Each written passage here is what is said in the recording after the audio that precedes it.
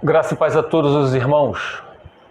Amados, nós, quando a gente começa a assistir algumas pregações, quando nós nos deparamos com alguns pseudos irmãos em Cristo, nós nos deparamos com muitas contradições de acordo com a sã doutrina. Homens instruídos, homens formados em teologia, pessoas também que falam muito bem, mas é quase que unânime, todo mundo pega a Bíblia e cada um tem uma interpretação. Uns creem que existe o pastorado feminino, outros não. Uns falam que a doutrina do livre-arbítrio é doutrina de demônio, outros dizem que a doutrina do calvinismo é doutrina de demônios. Uns dizem que podemos viver sem fé, sem pecar, outros afirmam que não. Então, meus amados, são muitas as divisões em nosso meio. E quando a pessoa não se debruça na Bíblia para estudar, elas são direcionadas a caminhos tortuosos. Elas pegam caminhos tortuosos. Elas passam a seguir homens e não a Deus. Aí vocês podem dizer assim, mas Wellington, as pessoas que entendem diferente de você também estudam a Bíblia aí. Então é isso que eu quero falar para vocês. Todo mundo diz que está com a razão. Todo mundo diz que a forma dele interpretar é a correta. Mas só tem uma interpretação. Isso todo mundo sabe. Só tem um só entendimento. Amados, um resumo a grosso modo. Deus, desde Gênesis, já falou pra gente que iriam surgir falsos mestres. Isso é fato notório, todo mundo sabe disso. Tá? Todos nós sabemos que para ser salvo é crer no Senhor Jesus Cristo. Tá? E o batismo não salva ninguém. O batismo é só uma forma de expressar que vocês agora são uma nova criatura em Cristo Jesus. O que transforma, o que nos batiza é o lavar das águas. E a água é a palavra. Jesus é o verbo se tornou carne. Então é crer no Senhor Jesus Cristo. Nós sabemos que Deus, se eu não me engano, se alguém souber pode me corrigir aqui, a palavra odeio, se eu não me engano, só existe quando Deus fala que odeia o divórcio. Se alguém souber aí que Deus falou na Bíblia que odeia outra coisa, coloca aí nos comentários que eu vou aprender, tá? A gente vive aprendendo. Então, Deus sempre comparou o Israel e ele com o casamento. Agora mesmo, e Cristo é a igreja. Agora mesmo viu Augusto Nicodemos falar brilhantemente, é um homem muito sábio, falar, ele não estava falando nem de casamento não, tá? Ele estava falando de outra coisa. Mas a gente pega a pessoa, ele falando do nosso caminhar cristão, que Cristo ama a igreja, segundo Augusto Nicodemos, e Cristo de forma alguma abandona a igreja. E o próprio Augusto Nicodemos nesse vídeo, que eu não sei qual, que eu não me lembro qual foi o vídeo, ele falou que Deus sempre compara o casamento com Cristo e a igreja, segundo Augusto Nicodemos, corretíssimo. Mas aí a gente pega a pessoa na contradição. Se o próprio Augusto Nicodemos afirma que Cristo não abandona a igreja sim abandona Cristo, mas Cristo não abandona a igreja. Porque aí vocês vão lá em 2 Samuel, capítulo 14, versículo 14, que diz o quê? Deus cria meios para trazer de volta o seu banido. Se vai trazer de volta é porque ele foi distanciado. Tá? Então não existe esse negócio da parte de Deus, de Jesus Cristo, o abandono não. Não existe. Mas aí o próprio Augusto Nicodemos, muitos outros teólogos afirmam que no caso de abandono, no caso de adultério, pode se divorciar e se casar com outro. Então tá. Então, quando a igreja abandona Cristo, Cristo não vai trazer ela de volta. Abandona, se divorcia dela e pega outro.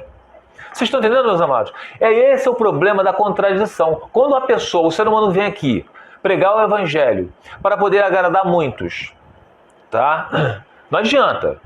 A palavra confronta. A palavra confronta, meus amados. Quando começa a pregar o evangelho para poder agradar gregos e troianos, como a gente diz aqui no Rio,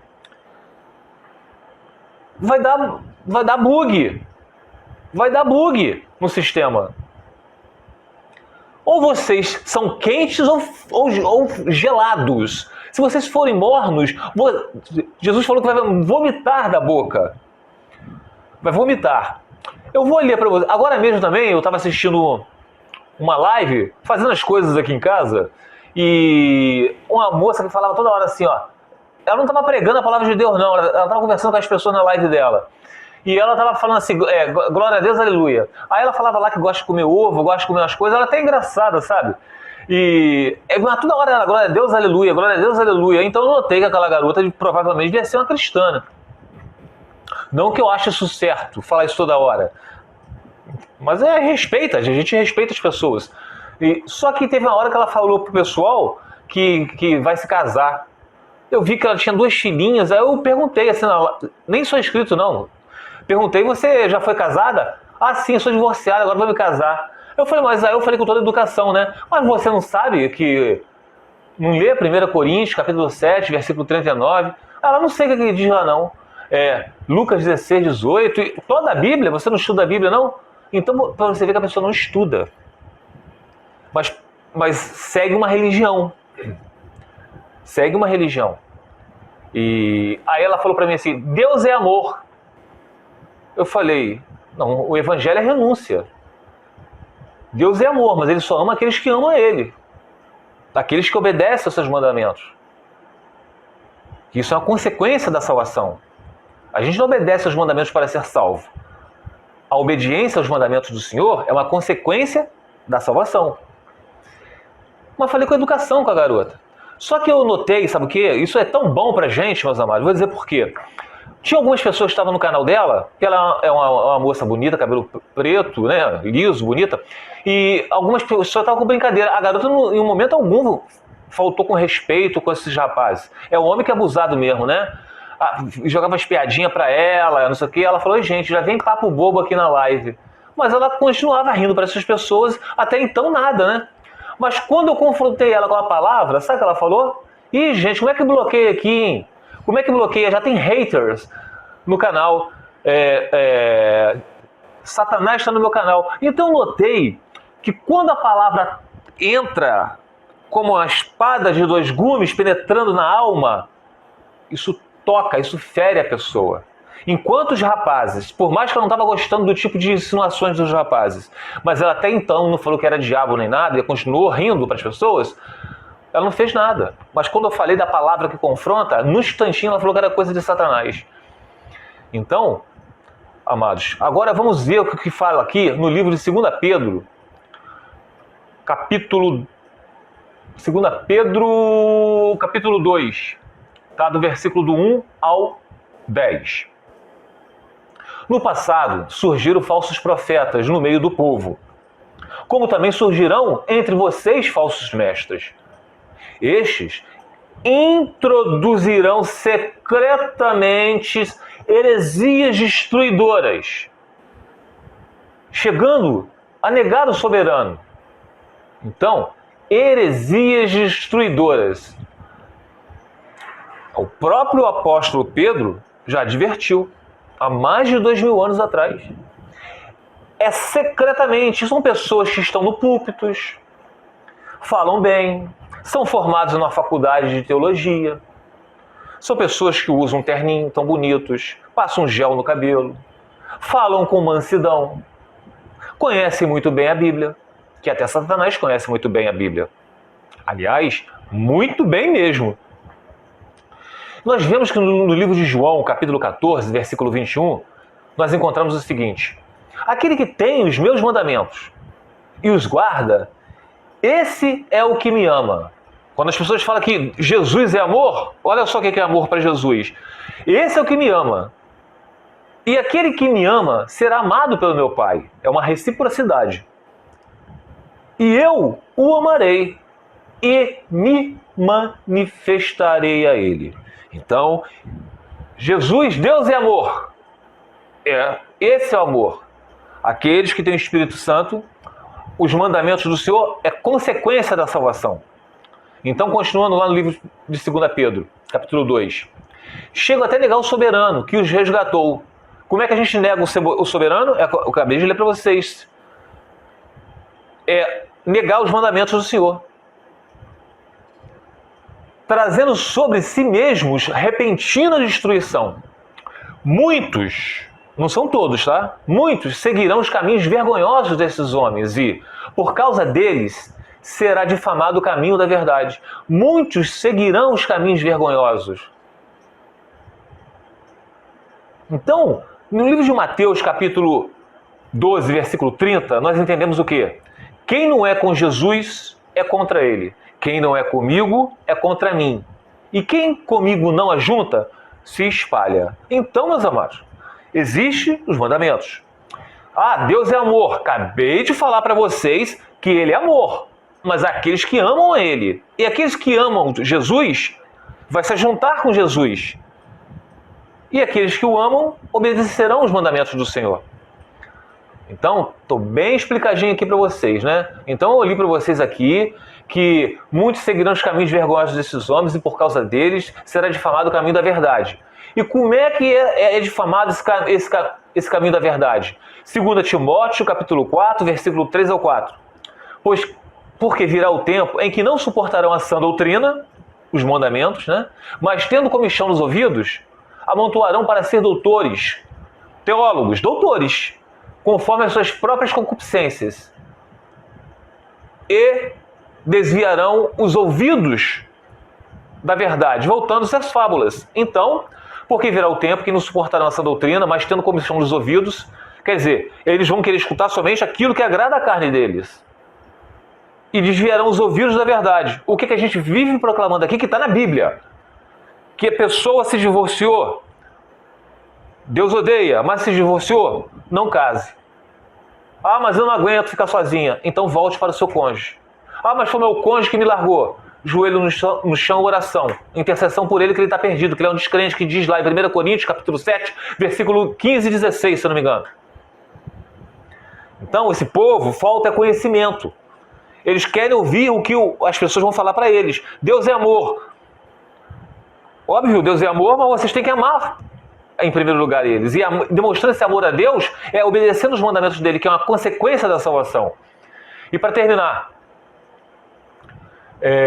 em sua cobiça, tais mestres os explorarão com histórias que inventaram. Há muito tempo a sua condenação paira sobre eles e a sua destruição não tarda. Então, fala que o quê? Repetindo. Há muito tempo, em sua cobiça, tais mestres explorarão com suas histórias que inventaram. Há muito tempo a sua condenação paira sobre eles e a sua destruição não tarda. E que destruição é essa? Mateus capítulo 7, versículo 22 a 29. Preste atenção. Muitos me dirão naquele dia: Senhor, Senhor, não profetizamos nós em teu nome?